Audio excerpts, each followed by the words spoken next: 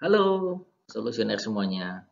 Selamat datang di video dari kami, Solusi Indonesia. Masih bersama saya, Dani, tim konsultan dari Solusi Indonesia. Di video kali ini saya akan share tentang time management. Jadi, time management ini adalah salah satu topik yang biasanya kami sampaikan, biasanya kami angkat di dalam sesi coaching kami ke klien. Bagaimana pentingnya kita bisa memanage waktu kita, terutama dalam mengerjakan berbagai macam pekerjaan di perusahaan. Nah, seringkali orang ini atau kita ini biasanya terperangkap dengan masalah waktu, ya. Nah, di series video ini saya akan mulai dengan sebuah pertanyaan.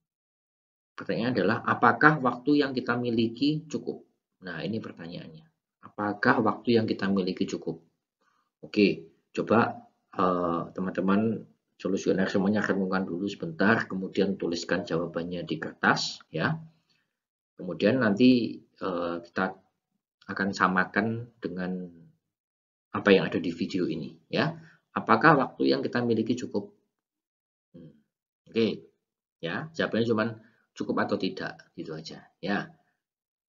Nah, saya akan memulai dengan sebuah ilustrasi, ya. Seringkali begini, banyak orang yang mengeluh, ya, termasuk saya juga sering mengeluh juga.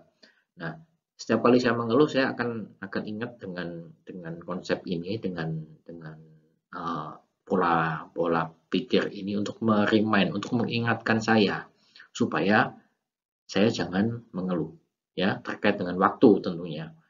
Kadang ada instruksi dari atasan, kemudian teman-teman, aduh, waktu saya kurang, aduh, harus lembur nih, aduh, kok banyak kerjaan ya. Nah, itu kan mengeluh ya. Kalau sudah aduh, aduh, aduh itu kan berarti kita mengeluh. Kita kurang bersyukur seperti itu. Nah, saya akan coba ilustrasikan dengan timeline ya, seperti ini. Nah, dalam satu tahun ya, kita punya 365 hari, betul ya? Saya tidak menghitung tahun kabisat. Kalau tahun kabisat berarti kita punya 366 hari, beda satu hari aja. Tapi itu nggak masalah. Oke, 365 hari. Nah, 104 hari diantaranya itu adalah weekend. Ya, saya anggap Sabtu dan Minggu itu adalah weekend. Jadi dua hari itu weekend. Karena mostly Indonesia sekarang terutama di kota besar, Surabaya, Jakarta, dan sekitarnya mungkin Sabtu sudah libur, sehingga Sabtu dan Minggu. Saya anggap weekend. Kemudian dalam satu tahun kita punya 17 hari libur nasional. Boleh dihitung, mungkin sekarang bertambah, ya, lebih dari 17. Nah, saya ambil patokan ini angkanya. Kalau kita totalkan itu menjadi 121 hari, di mana itu adalah libur. Nah, sisanya dari 365 hari ini adalah 244 hari. Ya, jadi efektif dari 365 hari dalam satu tahun, itu kita hanya punya 244 hari ini waktu kita untuk bekerja. Oke, bersyukur ada hari libur ya.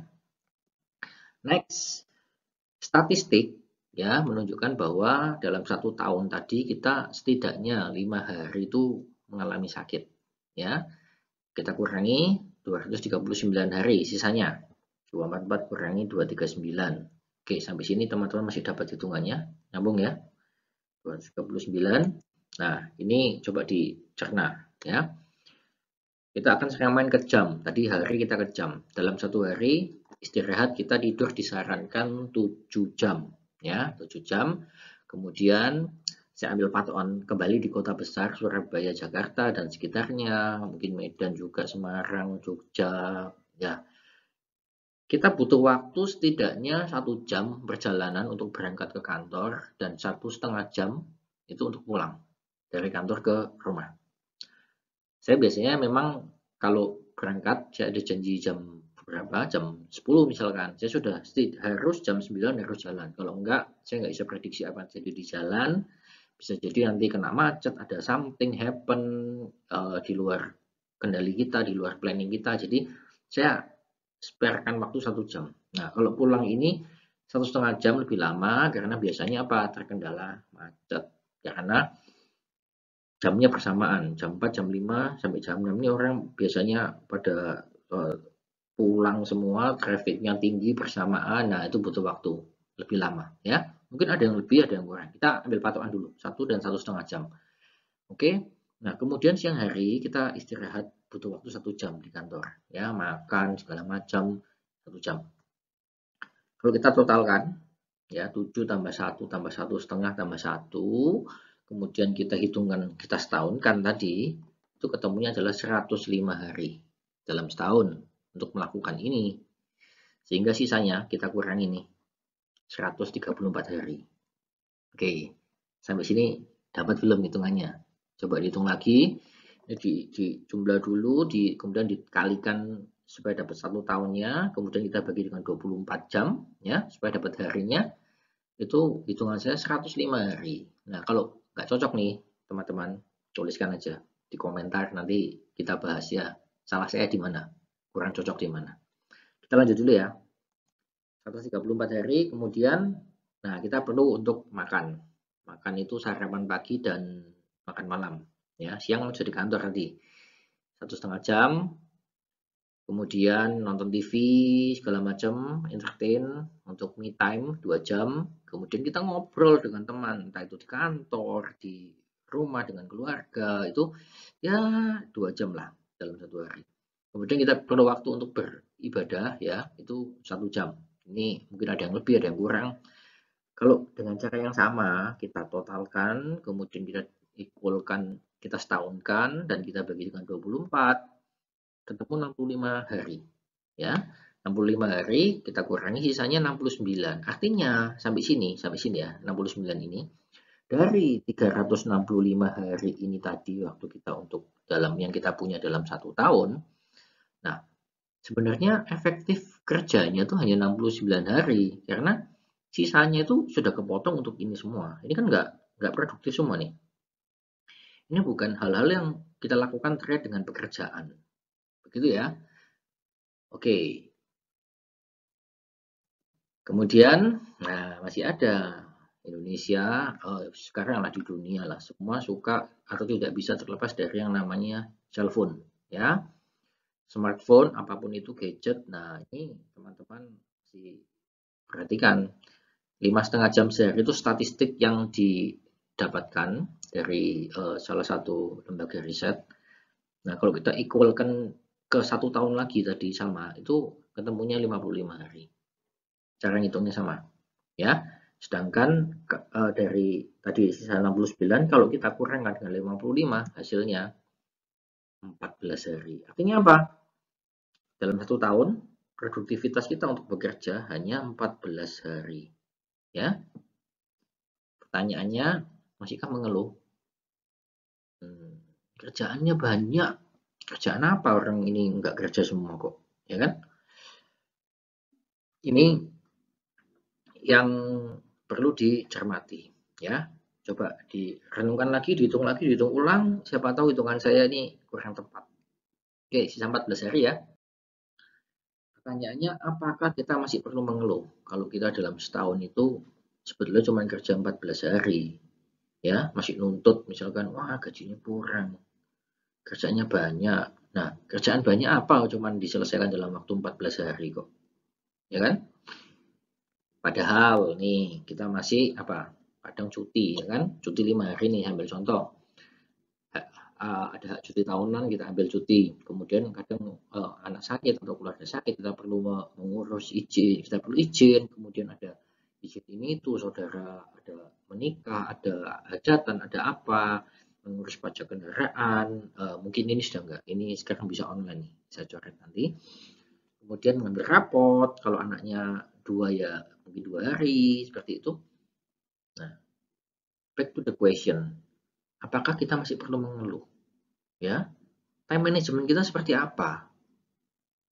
Ini hitungan secara kasar ya, yang saya jadikan acuan untuk remind saya sendiri, self remind, supaya saya tidak mengeluh ya.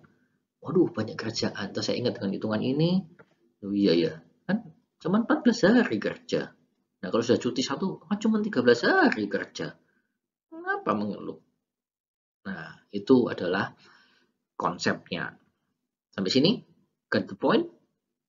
Kalau masih belum mudeng, belum dapat poinnya, teman-teman tuliskan di kolom komentar. Ya, tuliskan di kolom komentar, tanya, nanti akan coba saya review. Saya akan ulang lagi, saya akan berikan ilustrasi lagi yang mungkin bisa memberikan gambaran. Ya, jangan lupa untuk selalu memanfaatkan waktu dengan lebih baik lagi. Ini yang seringkali menjadi masalah bagi kita dalam menjalankan aktivitas apapun, entah itu bekerja, belajar, dalam kehidupan sehari-hari. Aduh, tiba-tiba sudah jam 5 nih, waktunya habis, gitu kan. Nah, ini yang perlu dicermati. Oke, jadi solusioner semuanya, ini adalah video pertama dari rangkaian series time management kami. Teman-teman silakan subscribe ya, kemudian jangan lupa di-share ke teman-teman lain yang suka mengeluh nih, boleh di-share nih video ini supaya jangan mengeluh ya kalau sebelahnya aduh. Nah, itu teman-teman share video ini supaya lebih open mind, pikirannya lebih terbuka lagi.